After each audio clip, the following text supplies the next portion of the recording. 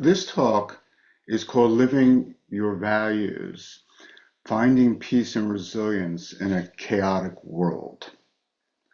I want to start off with a poem that I actually just received from a friend today who was writing about the situation in the world, and it's called The Choice by Dana Fowles. Is it faith or fear that rises to the fore, affirmation or negation at the very core and center of the self? Will it be light or dark within the heart today? The icy grip of fear that knows and sours, leaving me to cower in the shadows. There is another way. I know it surely, as I know the scent of spring. The choice of faith invites, invokes, calls forth from all creation, both the blessing and the lesson of the day. Whether faith or fear, the choice is mine alone. Each moment, choosing, stepping through the door, trusting that the path beyond will surely lead me home. Home is a very interesting concept, isn't it? So home is also where we call our bodies. We are home, ideally, in our bodies. We are home in our literal homes. We want to be home on this planet. I remember when I was quite young, I was into shamanism, and I remember there was a little chant that we sang, which was, the earth, I haven't sang this for like decades, but the earth is our mother, we must take care of her. The earth is our mother, we must take care of her. And I think about that, if not those literal words, quite often. You know, Gaia, Earth as living being. So the bottom line is that, or one bottom line is that when you look out in the world, people are suffering. And when you think about the word suffer, it's suff, which means behind or below, and fur, like a furry, to carry. So to suffer is to carry from behind. And that's what our minds do, right? You keep perseverating, which is kind of negative perseverance, saying, oh my God, I did this, and I shouldn't have done that, and maybe I was callous to this person, I didn't do this well, or, you know, it's about what's going on with other people, things that we have no control over necessarily. Now, much of the suffering, I think, has been elevated these days with the new administration, frankly. Uh, so there is quite a lot of suffering related to some of the Trumpian policies. And by the way, I'm not intending to make this into a political Dharma talk today. But at the same time, when Rick asked me to teach tonight, I felt like I couldn't avoid what's happening. You know, and most of the people I know, or anyone I know who I've spoken to, are like deeply impacted, even if they're not directly impacted. You know, and so I think about all the people who have lost their jobs, who are, you know, or the U.S. aid and all the different things that are, you know, going on, and I go, oh my God, it's like so crazy, you know, in some fundamental way. Now, I recognize that there may be some people in this Sangha who are Trump supporters. And I'm not here to particularly bash, that isn't my intention at all. But I do want to point out a couple things that I think are important. One is that there is policy, right? What are the policies that are obviously related to politics and how those politics impact people? And so there's one. But then there's the mindset or heart set with which those policies are administered. And that's really what I want to talk more about. In the meditation, I focused on the three C's, at least at a certain point. Paul Gilbert, who I'm imagining some of you know, he's the creator of compassion-focused therapy. He's a Buddhist practitioner and a psychologist, a British chap here, and he's a friend and colleague of mine. And he called them the three C's, which are compassion, which is hopefully our response to suffering, or callousness, which is a absolute like disregard, not caring, lack of empathy, and then cruelty, which may indeed be even more intentional in its nastiness. And I'm saying I love our Canadian neighbors. Hopefully, it won't be our 51st state. I have no idea what's going to happen in this world from here. So whatever your political leanings are, from a spiritual perspective, acting out through callousness and or cruelty is the problem. Now, so obviously there's direct action to be taken in terms of addressing some of the things that are going on in the world. And I will say that my wife, Judith Bell, has been putting together a list of things that people could do. Some people want to take some action, and I just want to give you her email because she has a list. And if you're interested in possible ways that you can be involved, you can email her at judith@rewireleadership.com. That's Judith at REWIRE leadership.com. Now, when we look out into life, there are different ways of obviously orienting, and there is the larger world, and in that larger world, we can have potentially some influence, but it's harder, like I can look at what's going on. I want that to be different, but I have no power to really change that. Not so much. I'm doing little things on the side, but you can't necessarily change that. And then there's communities, which have much more influence potentially.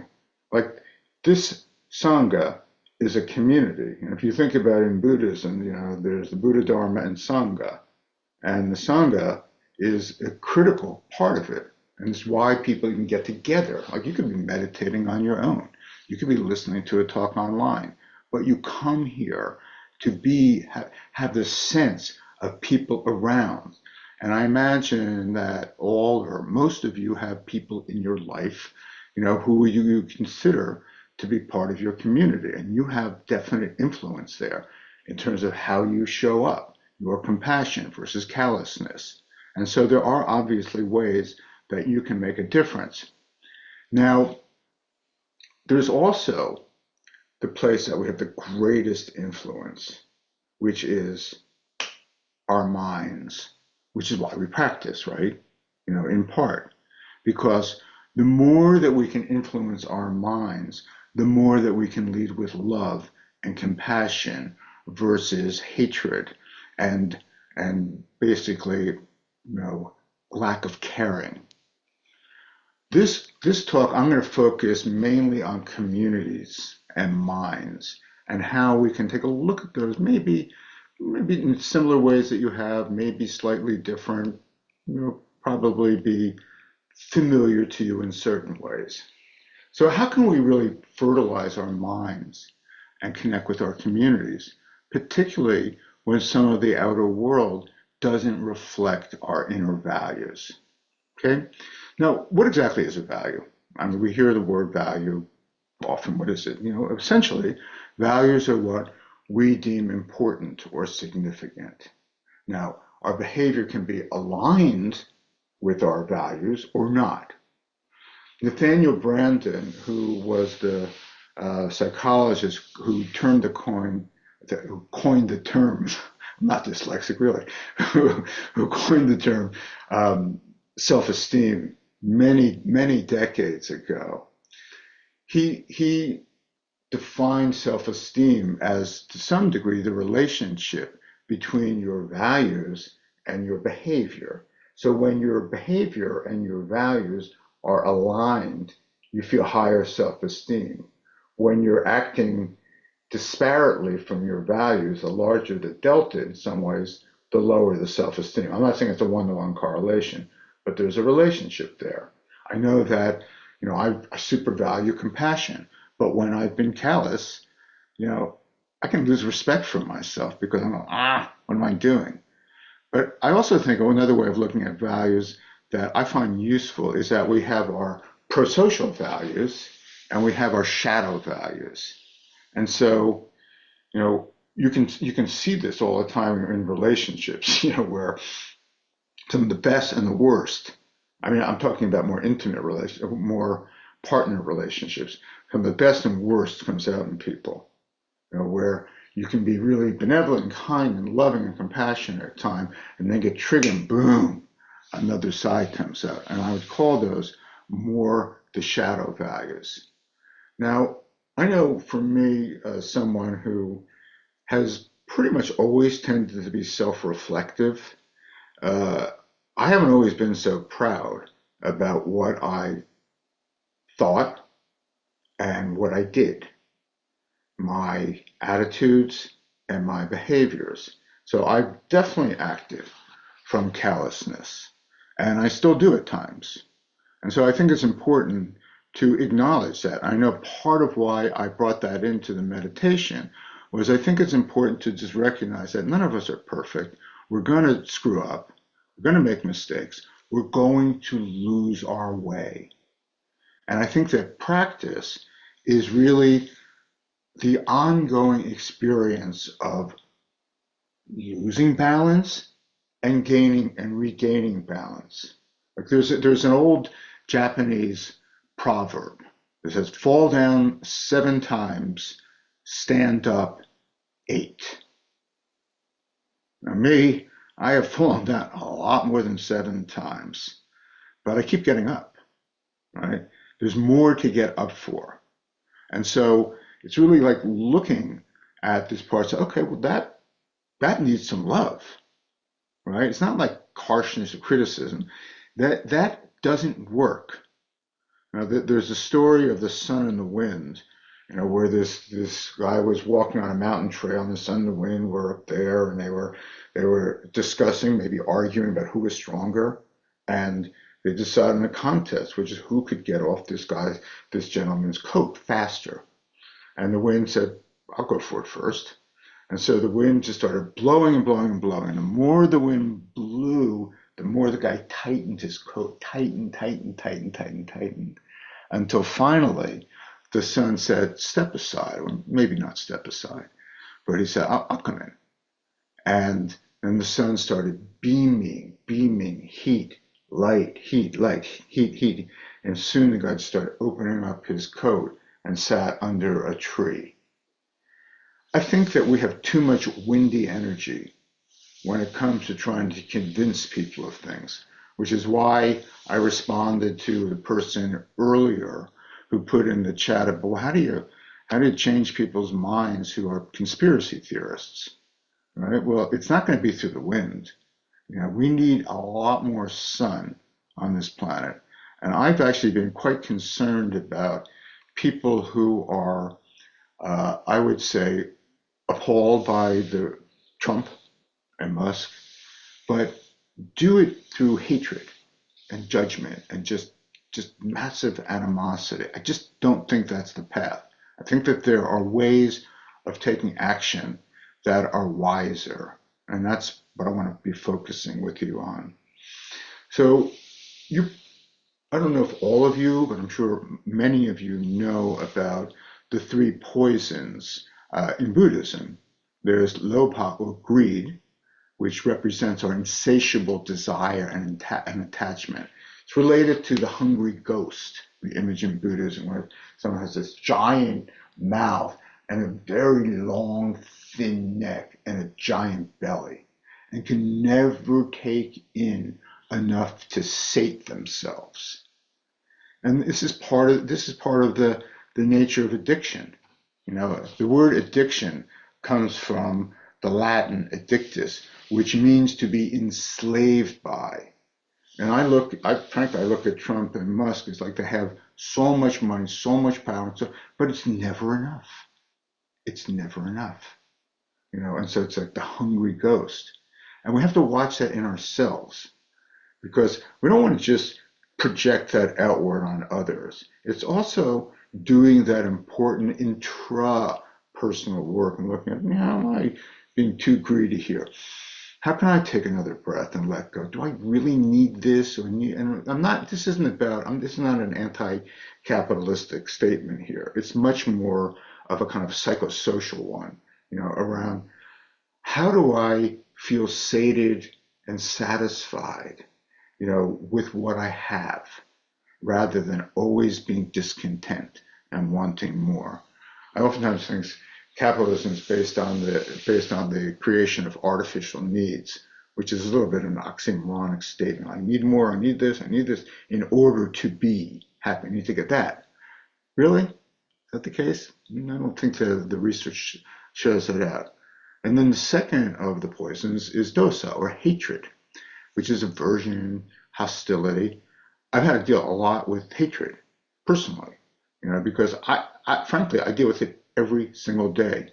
I don't necessarily act out hatred toward other people, but I have hateful thoughts. They're usually toward some of these politicians. I'm speaking about. It's like and I realize that it's just like the saying goes. It's kind of like impotent rage. What's the purpose of that? And so for me, when I notice that again, and which is really losing my balance, take a breath and go, okay, how can I let go?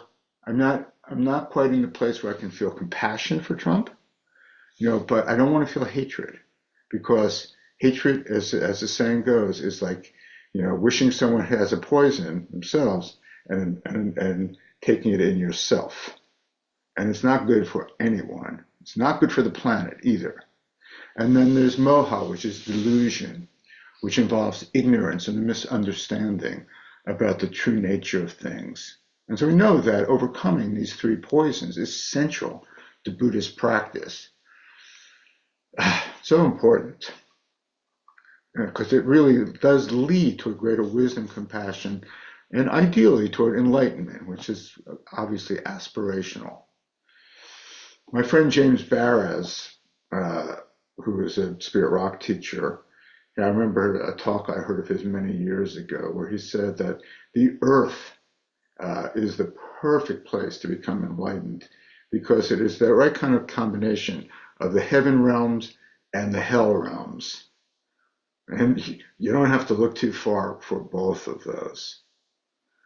Now, I find that the Brahma Viharas are phenomenal. The Brahma Viharas are the names of the dormitories at Spirit Rock, actually. So there's Karuna, which is compassion, which we've been focusing on a lot, metta, loving kindness, and mudita, sympathetic joy, and upekkha, equanimity.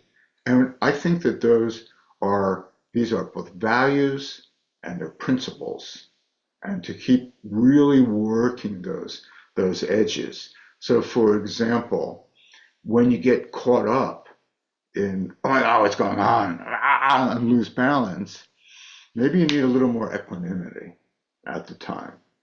Maybe you need to stop and pause and just step back. I'm seeing a lot of people who are just so engaged and so entrapped, not just with this administration, but with the planet and life in general. And you need a break, because it's not good for you. And it's not helpful in terms of whatever you can do to contribute. It's not helpful. And so it's kind of like, okay, I have to keep working with my mind body. I have to keep coming back. When I've lost balance, which happens many times every day for the vast, vast, vast majority, what are your practices to come back to balance? Okay, I've lost. Now you go, oh God, I've lost balance. A slip leads to a slide, and you kind of get down there. Oh, I was never going to lose balance again, was I? Yeah, right. There's no way that'll happen. So having awareness about the fact that life is constant sense of gaining and losing balance, and to having the compassion to welcome yourself back, to be more like the sun than the wind, is crucial. We can't keep going on hating people. And I'm not suggesting that you personally are are hating people, but there is a lot of hatred, and I think that's undeniable. And we're not going to solve our problems through hatred. We're also not going to solve our problems through being passive. And so there really needs to be this really interesting blend, I think, of being really compassionate toward self, toward others, being loving as much as possible, feeling joy when people are happy, or fulfilled, or have accomplished something, and also to keep coming back to equanimity. Equanimity is really what holds the whole deal together. I'm not saying it's more important than compassion, loving kindness, or sympathetic joy, but I am saying that the practice of those three without equanimity is not sustainable. And so, how to keep coming back moment to moment? You may have your time that you sit on the cushion, but then there's your life, and it's super easy to get triggered. You have a phone and something flashes on. Oh my God, I can't believe that happened. I know I do that. And I just go, no, come back. There's a story about a sensei master who had a student who came to him and said, Master, you're amazing. You never lose your balance. To which he responded, au contraire. Well, maybe not au contraire, but he said, I often lose my balance. I just know how to regain it quickly. So how quickly can you regain your balance? That's the question I have ongoingly. I know for me, I used to, when I lost my balance, man, I lost my balance, man. I was on the ground, if not literally, metaphorically. And over the years, through practice and intention, I lose my balance less, and I regain it much more quickly than I used to. And I'd like to regain it faster, even. But it's all part of the practice. Now, underlying so much of all of what we've been exploring here tonight is really the power of connection. Right? We are wired to connect. It's actually a book. It's literally about brain wiring. We're literally wired to connect. It's not the kind of wires that are electric wires, but we're tuned into each other. We're mind reading each other. You're responding to me in some way. You're having all kinds of different thoughts and feelings in your body. You're thinking about other things, maybe what you had for dinner, what you're going to have for dinner. It's an ongoing deal. Now, I think the biggest difficulty in life, the biggest cause of suffering is disconnection. Disconnecting from ourselves, disconnections from others. The Surgeon General, the last Surgeon General, came out like 2 years ago, and he had a whole big paper about the crisis of disconnection in this country. And the disconnection relates to many, many different health problems. And this is part of what we're dealing with. So it's like, how can you connect? And it's important to have practices where you connect or reconnect, with yourself and also with other people. We are social beings. We need to be in relationship. And we live in a weird world where people can live separately. I'm sure some of you live alone, and that makes it a little more challenging, but you have to work harder to connect. Now, Sangha is definitely a great place to connect. And it turns out that after, and I'm sure most or all of you know this, that George, one of the stewards here, has Sangha after 7:30 when the Dharma talk ends. And so he'll get people into breakout groups from 7:30 to 8, and then there'll be Sangha from 8 to 10, and that's every Wednesday. So that's an opportunity on a weekly basis to connect, and to be a part of. But really, there's also people in your life that you'd like to connect with, or you'd like to connect with more. And guess what? It's awkward, right? It can feel vulnerable, like kind of like little kids. They might go like, "I like you. Do you like me?" I like you. Do you like me? The utter innocence of it. But we've become adulterated, adultified as we get older because it's not cool. It feels threatening. We could be rejected. We could be abandoned. We could be humiliated. There's all kinds of things that come up and filter through people's minds that stop them from taking action. And my hope is that you will take action. You will risk being rejected or feeling rejected at least. And you will like just make that call, make that outreach, participate in the Sangha. Look for places where you can connect. There are tons of even online communities. I'm super connected with some people who I've never met in person, for years. This is the world we're living in right now. And so there are opportunities, and I really hope you avail yourself of them. So I'm going to pause for a moment. I have more things I could say, but I also want to be open to any thoughts you have.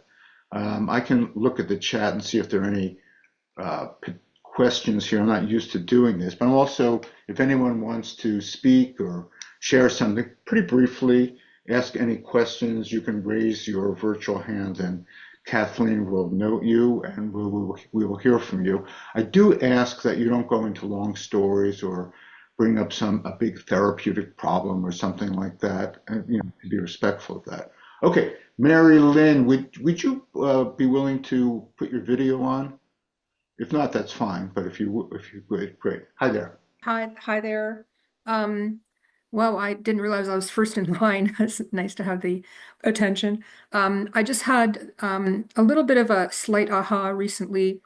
I was at a spiritual retreat last week with a lovely spiritual host that I talked to about various things.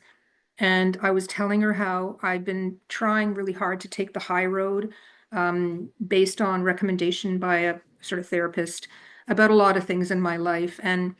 And she said, well, actually, that's not necessarily an honest approach because you're bypassing the whole realm of the feeling you're having. And she suggested gently to me that maybe another alternative would be to go deeply into sort of feeling what the other person might be feeling. Um, in my case, people that I don't feel are necessarily on my side. And then also looking at my feelings and really kind of digging a little deeper into the truth of what's going on rather than on the surface, like putting on a smile, saying, oh, yeah, let's not talk about that, but we can talk about this and sugarcoating everything.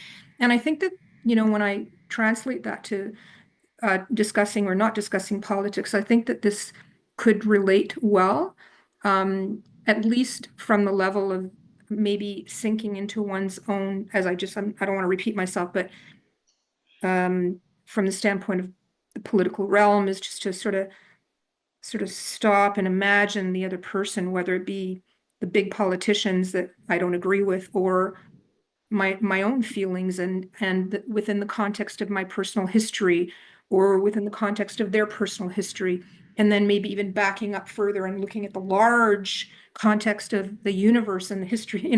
There are ways to do it, apart from taking the high road. And I was curious to know what you might think about that comparison.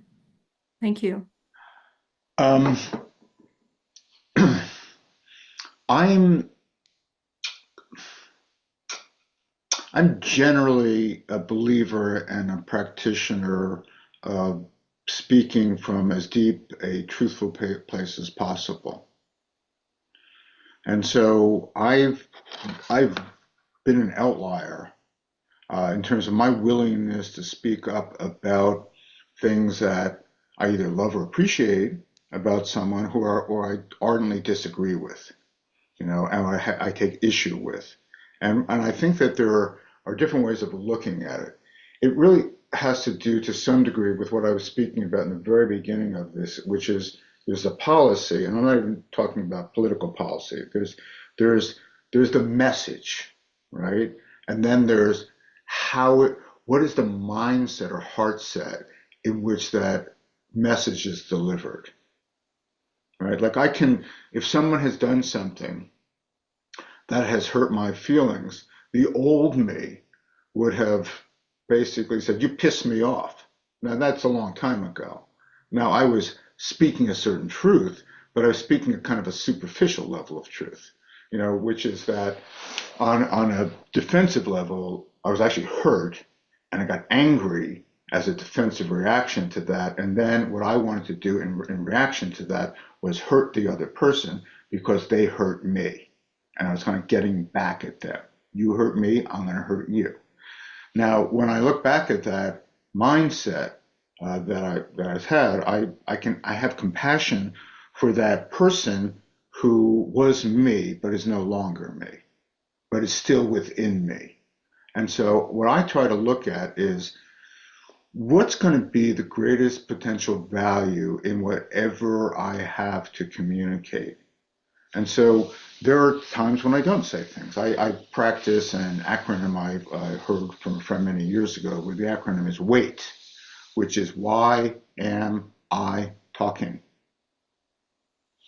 And I've used that many times because I think a lot of times people tend to err on the side of either being a blurter on the one out, or they tend to completely restrain themselves and not say a word. But they haven't necessarily thought through, like, why am I saying, what's my intention in saying this? And so I try to think about, like, what's my intention? What outcome would I like to have happen if I were to say something? And if I were to say something, how could I say what I want to say in a self-responsible way as possible, while bringing myself into it and really, to some degree, sharing some level of vulnerability? And so I'm a believer in the power of vulnerability, and at the same time, not everyone deserves other people's vulnerability at a time. Like, they've been like too extreme, and it's like, no, keep away. Boundaries are important, but I think about boundaries in terms of like a healthy cell wall. A healthy cell wall has integrity. It's individual, but it's also permeable, and so nutrients can go in and out from one cell to the next, or in this case, from oneself to the next. I hope that's helpful. Thank you so much. That's very helpful. Thank you.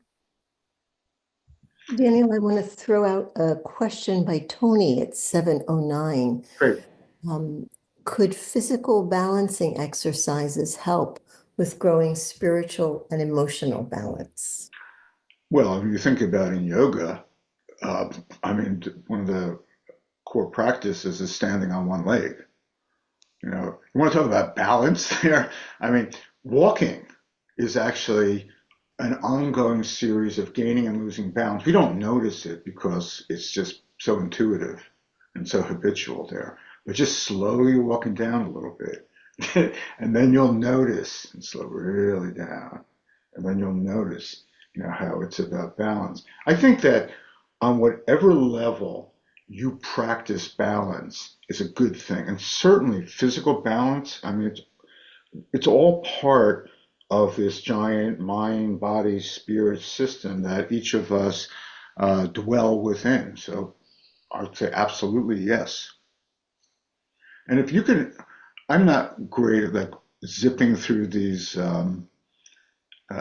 chats. So Yeah, I'm trying to do that for you. And I see Marilyn. But Marilyn has her hand up. And Marilyn, if you'd be willing to put your video on, that'd be appreciated.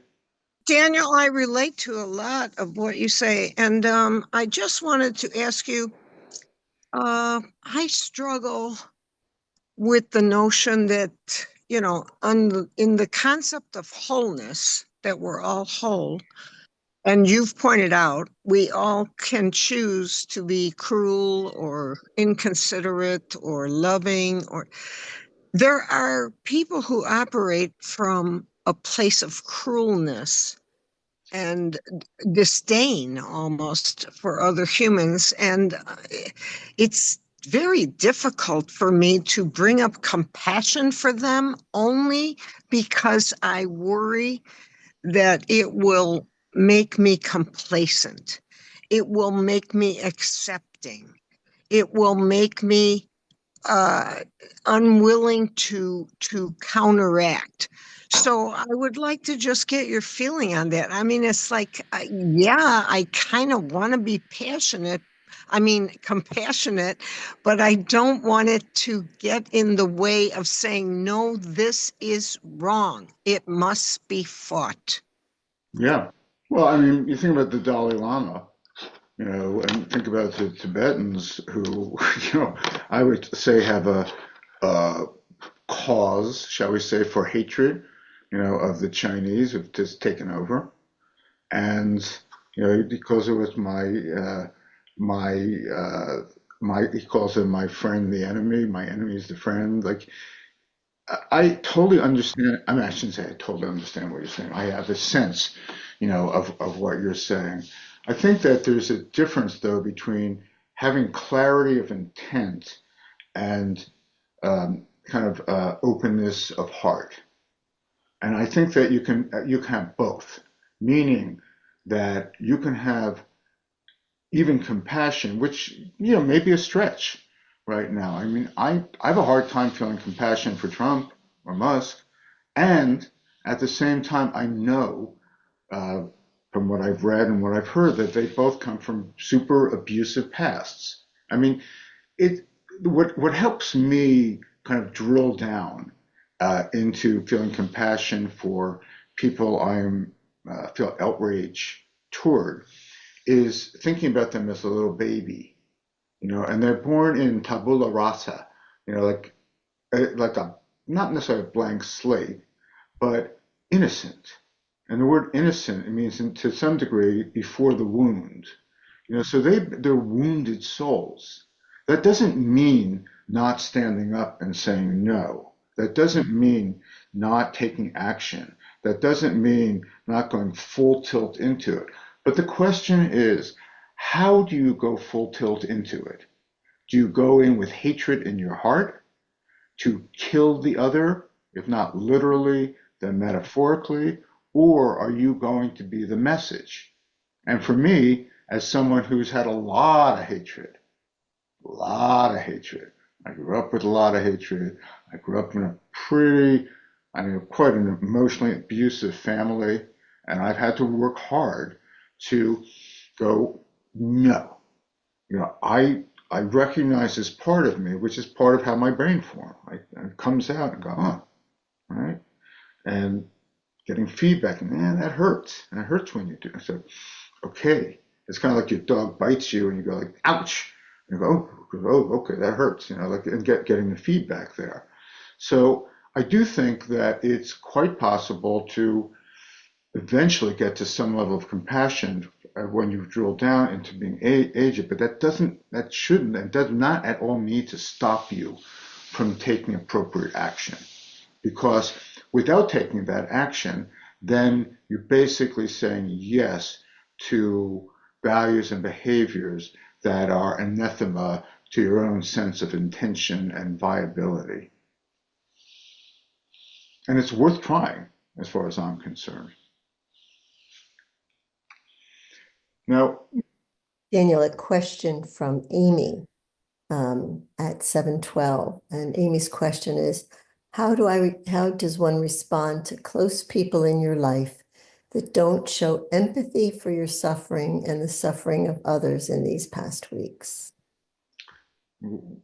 my first thought is, why are they close? Or am I wondering, what does that say?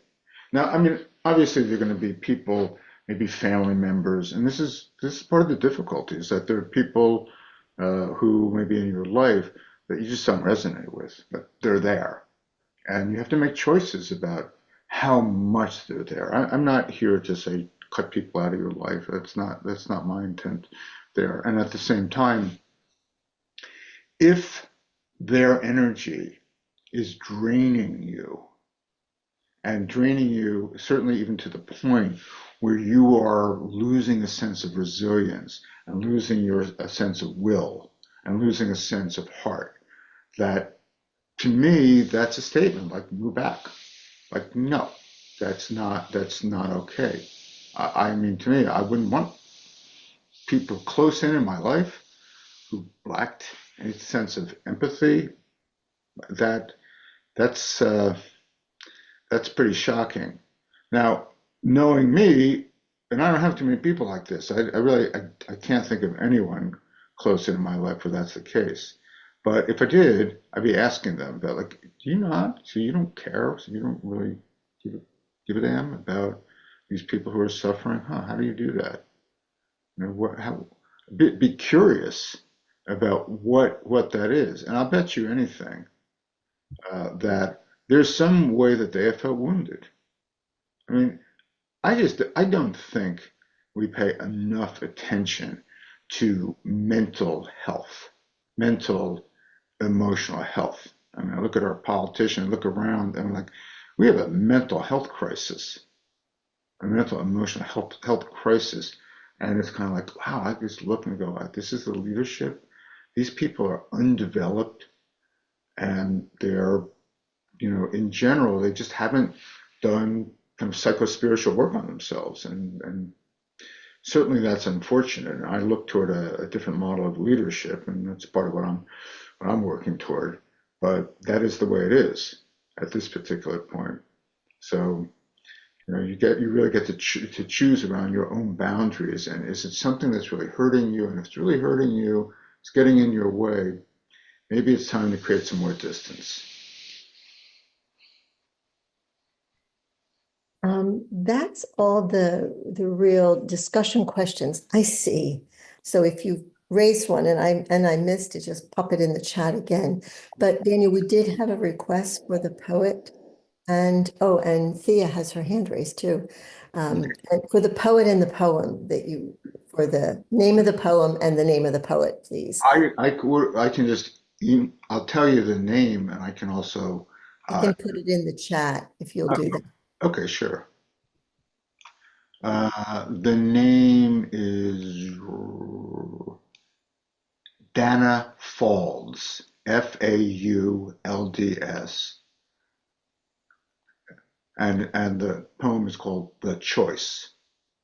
So I'm sure if you Googled it, you'd find it. So Thea, you probably our last person here tonight. It's interesting. The things that you are talking about really touch on what I've been dealing with. During Trump's first term, I tend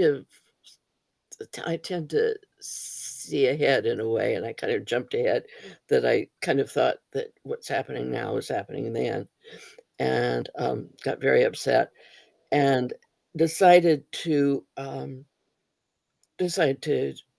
join the resistance, kind of. And I couldn't find a group to be with, so I started one where I live. I live in a senior complex, and I was very active and felt empowered, of course, doing that. And it helped, of course. This action melts anxiety. So anyway, this time around, I'm older, and I don't know, I have a little bit mysterious neurological issue that seems to be progressing quickly. And so I'm more disabled than I was then, less able Right. I couldn't do what I did then. And so I really struggled with it and decided just to write a newsletter, which I will do. And I want to put your wife's contact information in there, because what I Great. do is I suggest people places they can go to find out how to volunteer and everything, because I used to give that all at our meetings. So, um, but what it brings up in me, I mean, there is the equanimity I'm trying to find, and what I'm is between um, well, the completely downside of it is feeling overwhelmed by my limitations and feeling I Right. can't do anything, give up. And people feel that even without limitations. So, you know, and and on the other side, I'm trying, I think it was one of your suggestions at the beginning of the meditation, to feel capable and able and believe in myself. Right. So between those two, I do,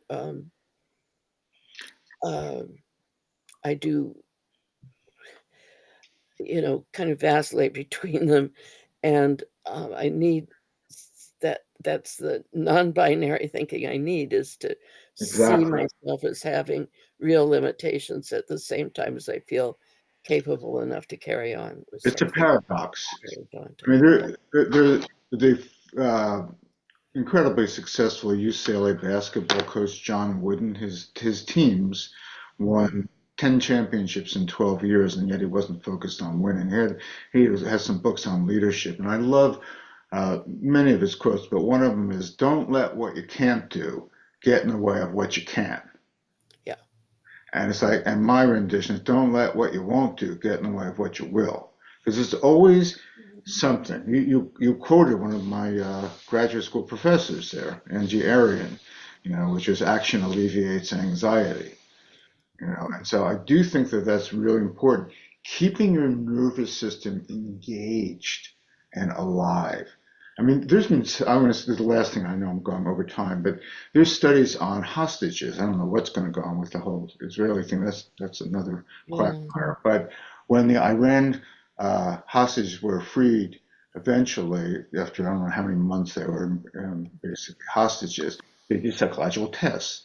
And they found that about 10% were psychologically healthy. 90% essentially weren't.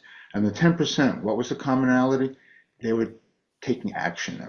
Even if they were trying to escape, they're trying to dig tunnels, they were engaged.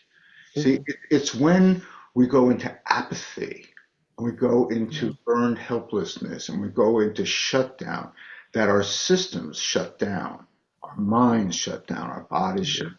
down.